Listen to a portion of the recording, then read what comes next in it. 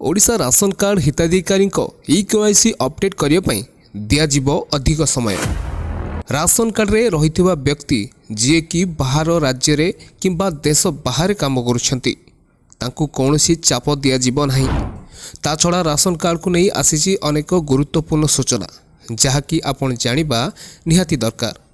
सेतिपई एबे वीडियो को लाइक करंतु, चैनल रे नुआ विजिट करथिले एबे सब्सक्राइब करी पाखर थिबा बेल आइकन को क्लिक करंतु।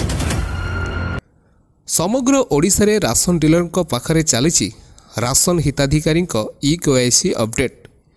नाम और आधार नंबर जांच पर निया जाउची हिताधिकारी दस्तखत और टिप चिन्ह।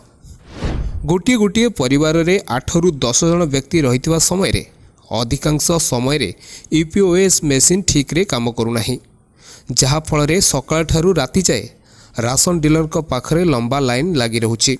सेतिपई एही कार्य मासे भितरे सरिबा असंभव।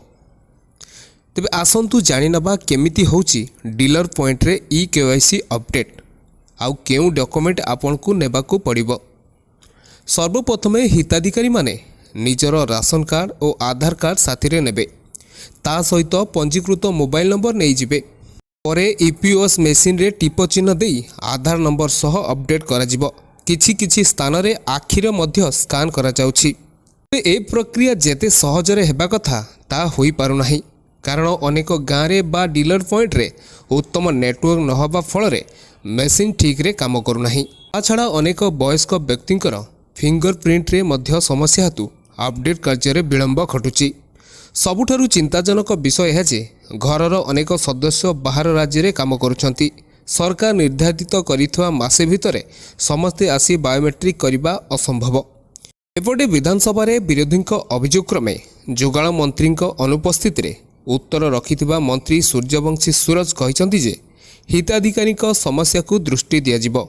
बाहर राज्य किंबा देश बाहर रहुतुवा प्रत्येक राशन कार्ड होल्डर पई विशेष सुविधा सरकार प्रदान करिवे। तेबे देखा जाऊ आगकू कौन नुआ पदक्षेप सरकार नेउछंती। समस्त नुआ अपडेट आमे तुरंत आपनको जणैबु आम वीडियो माध्यम रे। सेथिपई एबे सब्सक्राइब करि दियंतु। वीडियो टिके भी भल लागिथिले निहाती लाइक टे करंतु।